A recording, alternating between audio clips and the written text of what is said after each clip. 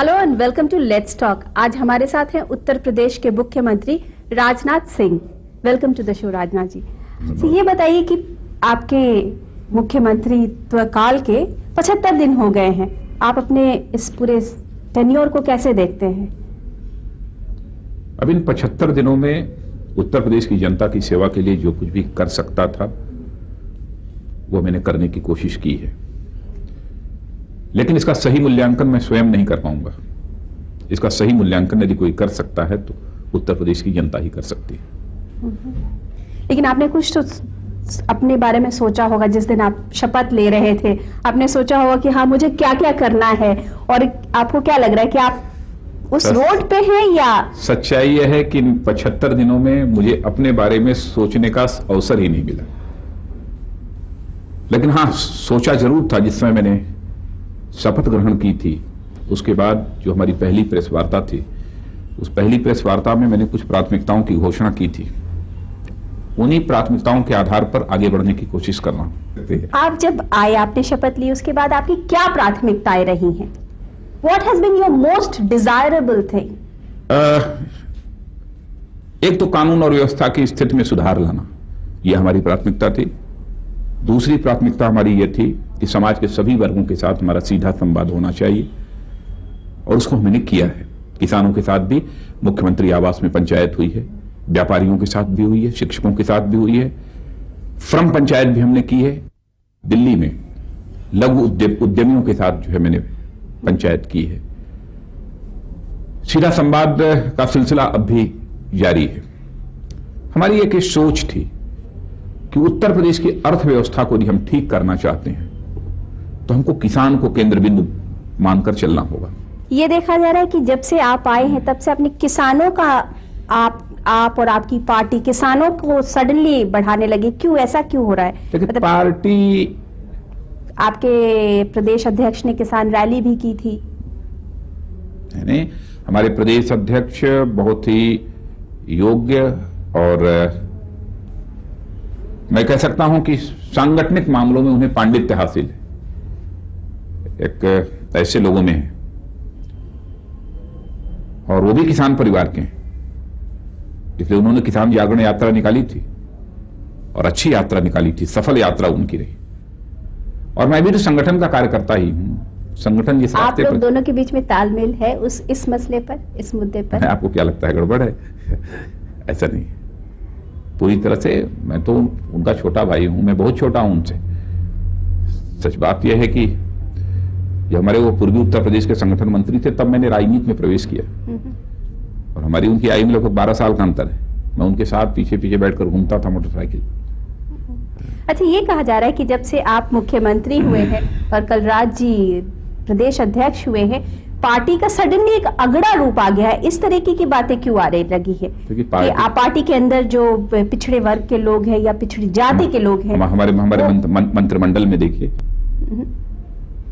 कि हमारे सभी वर्गों को समुचित प्रतिनिधित्व प्राप्त है, और विभागों के आधार पर भी आप देख सकते हैं कि प्रमुख विभाग हमारे पिछड़े वर्ग और अनुसूचित वर्ग के लोगों के पास है। फिर इस तरीके की डिसग्रंटल्ड वॉइसेस क्यों आ रही हैं?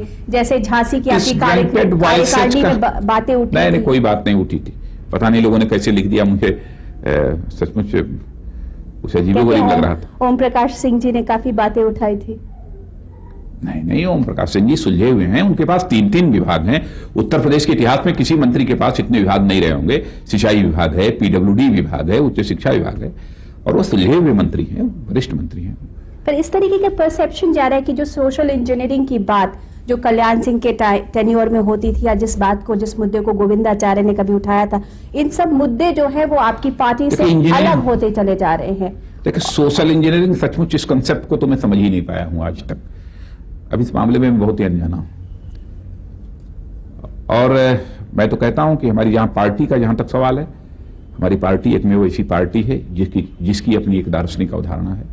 एकात्म मानव दर्शन हमारा दर्शन है, उसी से हम दिशा और दृष्टि प्राप्त करते हैं। और अपनी सरकार के संबंध में, चूंकि हमारी कोलिशन गवर्नमेंट है, मिलीजुली सरकार है, मैंने बहुत स्पष्ट रूप से कह दिया है कि हमारी सरकार चलाने का आधार केवल इंसाफ और इंसानियत होगी। तब इसमें तो सारे लोग आ जाते हैं। फिर इस तरीके की और बात इंसाफ और क्यों हो रही और है इंसाफ- पार्टी के अंदर कि जब से कल्याण सिंह जी गए हैं या पार्टी से निकाले गए हैं, उसके बाद पिछड़ों की सच बात करने वाला उत्तर प्रदेश में भाजपा के अंदर कोई नहीं है।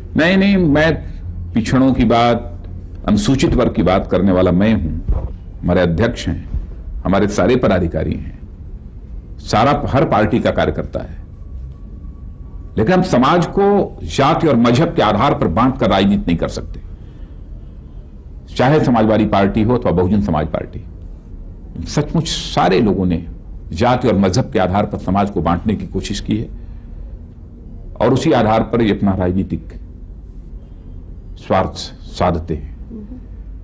लेकिन हमारी पार्टी तो इंसानियत के आधार पर चलती है, मानवता के आधार पर। कहते हैं मायावती जी से आपके बड़े अच्छे संबंध है, नहीं, क्या? हमारे संबंध तो हाँ? मायावती जी से भी हैं। उनके कारण मुलायम सिंह जी आपकी से हैं। सरकार बची हुई है। नहीं, हमारे संबंध तो सबसे अच्छे हैं। हमारे संबंध तो कांग्रेस के लोगों से भी बहुत अच्छे हैं, सभी से अच्छे हैं।